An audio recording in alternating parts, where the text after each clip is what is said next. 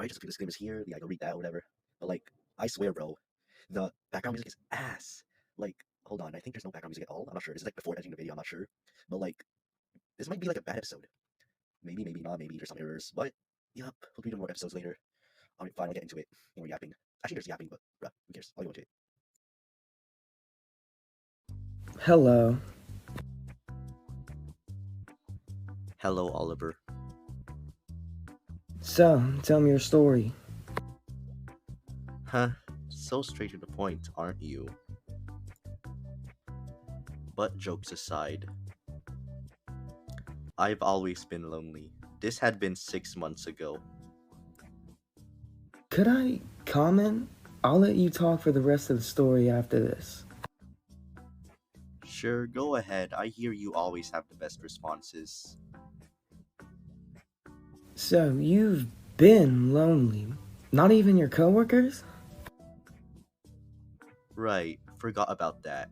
I do talk to my coworkers, but I feel as if it is something else. I get it.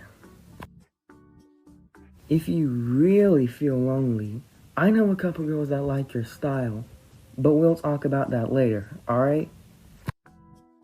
Okay, let's continue. I'll keep that in mind. I always took a walk alone by myself in the park when I'm off from work or studies. But this one day, I heard a rustling in the bushes. Huh? Not just a normal rustle, a violent one. So, I took my knife out. An M9 bayonet, a gift given from me from an older cousin in the Air Force. I walked over there. The rustling stopped. Not just that, but what I saw behind it. A severed head and a note that read, "Are you feeling alone?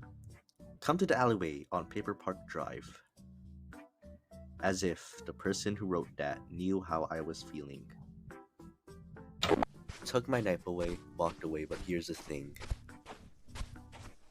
My stupid ass made the decision to not tell anyone and investigate it for myself.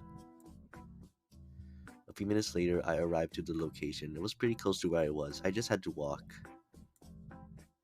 I searched around the alleyway until I found another note. It read, "Meet me at 1337 Maple Street, apartment 333. Fuck this. I didn't want to mess around with this anymore, so I decided to go home. When I made it home, I tried to listen to music. But I heard a knock. I opened the door and I saw no one. But a note on the floor that said, "Have you forgotten? Meet me there." Huh. I was tired of this dude. I decided that if this dude wants to follow me wherever, I'll make him never follow me. If that dude kills people, I'll make sure the person who was killed is him. When I say knives are not enough, I do mean they are not enough. If this dude wants to play, then I'll join in. This will be his last game. After I prepared and all that, I arrived there. I entered apartment number 333 on the keypad thing. The number was answered, but no one was there. Unless there was. The door unlocked and I entered. I realized I was steps away from killing someone. But who cares? They killed a lot. I pressed a button. I entered the elevator and pressed the floor 3 button.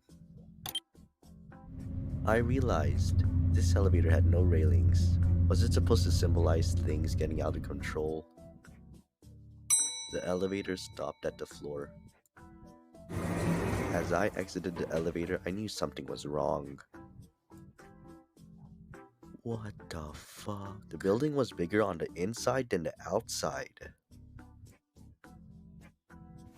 but I still proceeded to the designated room.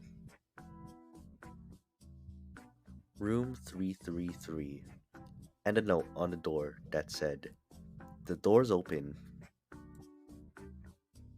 But the shit that happened next. I heard stabbing noises.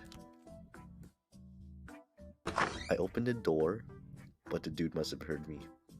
The stabbings stopped. Also, it was very small in this apartment. I noticed a door was open.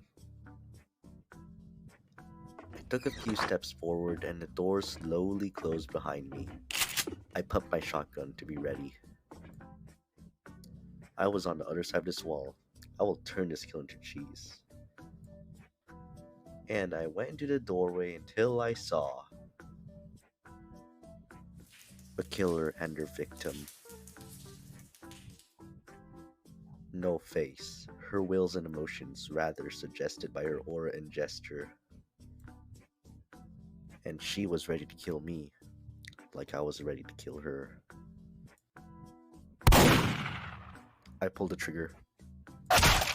She got shot in the abdomen, but the woman was still standing, though those shots seemed to fatigue her. Blood was all over me. I loaded another shell, pumped the gun, but she rushed at me and almost stabbed me with her scalpel. And before I could pull my gun up, she hit me with a strong right hook to the side of my face. Ah! It sent me flying to the end of the hallway. I was lucky I did not pass out, nor faint, but I was very surprised. The lady was walking up to me, slowly. I wiped my mouth, then thought of my next move. I threw my knife at her, opening up a start for my final blow. Wait, bro, there's no... Oh my... What? I forgot. I got her in the face. I grabbed my gun and started to run up to her. It was the adrenaline taking control of me. I approached her and... Bang. I was in the bathroom. I took my sweater and my backpack off. They were covered in blood. I washed my face. It was covered in blood too. I took one more look at the mirror before I would leave. Was I the monster for killing someone, or was I the savior for avenging the victims? Huh. I laughed that question off. It was obvious. I exited the room. I took the stairs as it was the only way down to the alleyway. Finally, I took a deep breath. There were also sirens close by. And then I walked home. I'd leave my car here, it was merely a rental. The day after I confessed my sins. Alright, that's the end of the story. A faceless killer whom you've killed and avenged the lives of those who lost theirs. In my personal opinion, you're not the monster, which is obvious, like you said.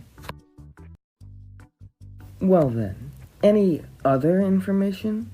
Maybe why you came here 6 months after that incident. Oh, right. I've been having sleep paralysis. This has started 1 month after incident, but ever since, it has been getting more frequent. And what do you see? The faceless killer? You're right. I see that bitch. Every single fucking sleep paralysis I have, I see the woman, her same dead body, the same knife in her face, the same bullet holes. Oh, it's normal to have sleep paralysis related to an incident after it. It's been getting frequent over time, though. Maybe you've just been taking it into mind after a while. This usually happens. Or it could be a sign. No, don't tell me. It's very unlikely though. All I can say, if that's the case, just be prepared. That's all I have for you today.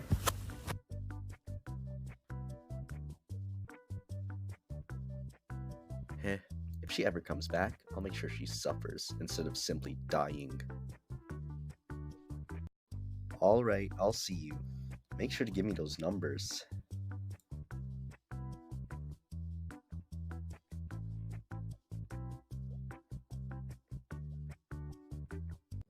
Alright, thank you for watching. That was one heck of a ride. Me getting sick in the middle of making this, me working on schoolwork, me working on FPE roleplay. Jeez. All that for comic dub, but no storyboard dub. But I guess read the comments. There's a pinned comment there if you want to do a voice act or something. But like, I want to pay y'all. I want to make more stuff like this. I'll be like Claire's Precious Little Life. Get it? You get it? You get it? Not funny, but want to be in future projects? Check the comments. Yup, all that. Thank you for watching. That's my goodbye message. Goodbye. Jeez, this was like so. I hope